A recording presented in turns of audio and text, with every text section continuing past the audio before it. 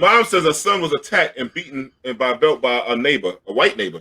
Jamie, you have a video for that one? A Carroll County mother says that her 15-year-old son was attacked and beaten with a belt by a man who lives in their neighborhood. Caitlin Ross joins us now with more. Caitlin, home security footage caught the whole thing on camera. I cannot imagine as a parent having to watch that. The footage is hard to watch, but Malik Sims' mom thinks it's important that people see it. Not only that they see what happened, but see how her son responded to the violence.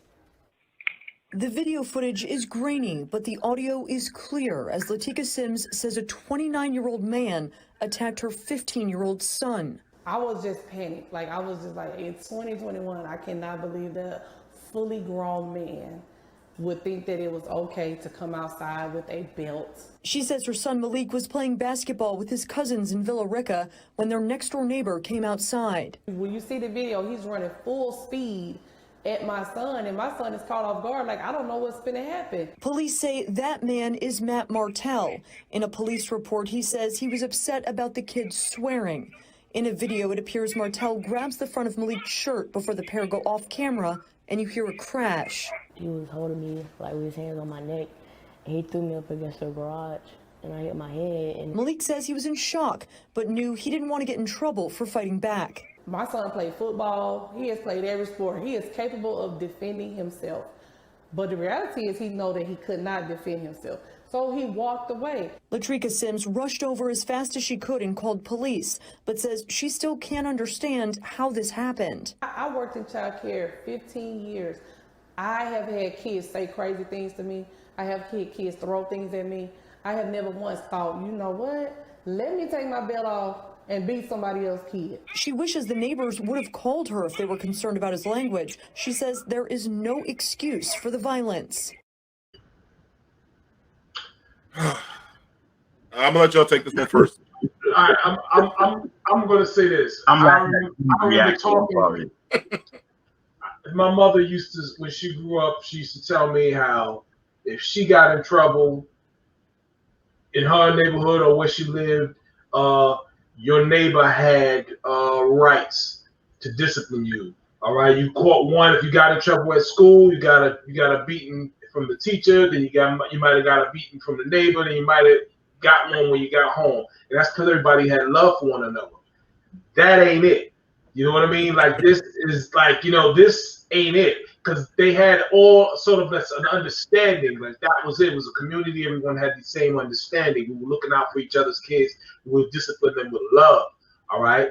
And there was no, and so much of that is trust. That wasn't it. You know what I mean? He did not have the trust of her to discipline her child. And I'm not even gonna talk about whether or not you should be beating your kids at all anyway. That's not even, I'm not even dealing with that. We got you. You know what I mean? Right. I'm not even dealing with that. But just the trust aspect was not there. So yes, definitely hands off. And I'm just interested to see what happened when the police were called. What happened after that? So I don't know how far the story goes. Ronnie? I was hoping you wasn't going to ask me to talk about that. I'm calling all you guys tonight, baby. Damon, I think you know me for a long time, right? Mm-hmm. Can you imagine what I would have done? I know I would have had the bail money though. Dude, the message would have basically be just call my lawyer. Yeah. Let me explain something. There's no excuse for that. There's no justification for that. That man's not that kid's father.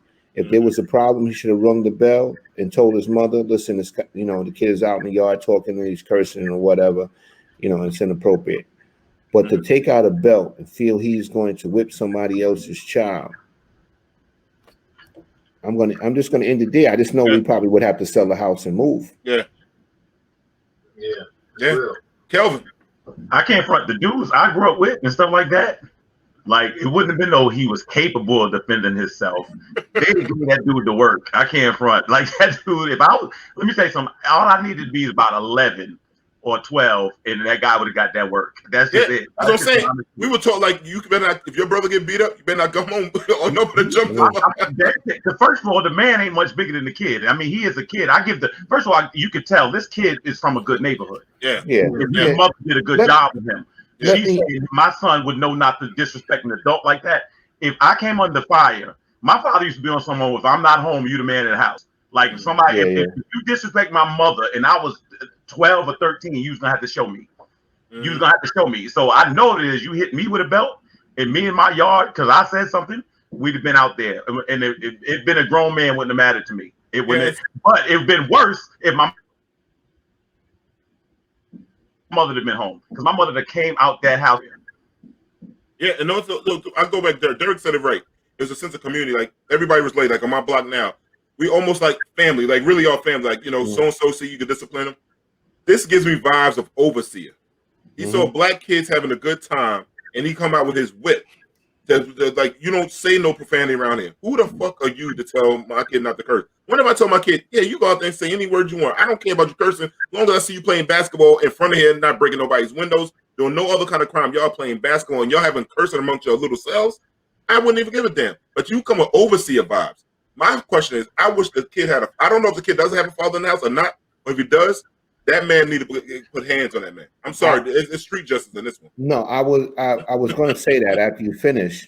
The thing is, I'm going to lean towards it probably is not. Maybe he knows there's a single mother with two kids or whatever. That's what I think. Let's take this. Let's be realistic about this.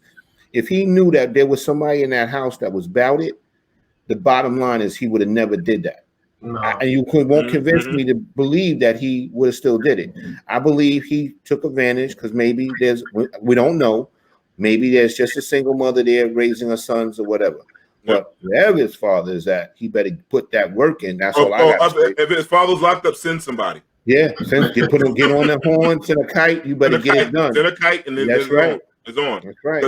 Because everybody in this room is over 6 foot tall. I don't think he would have even came at any of us in it. And that's what I mean. I don't think that would have really happened. And he's being a tough guy to a kid, but it's a different. But it wouldn't happen to no kids in South Jamaica, Queens. Though. No. They know we got in South Jamaica, Queens leading guns. You said it was a nice. You said it yourself. It was a nice Queens. Nice little cul-de-sac they had there. See, when you can leave toys outside like that, ain't nobody robbing. You know that neighborhood now. No fireworks.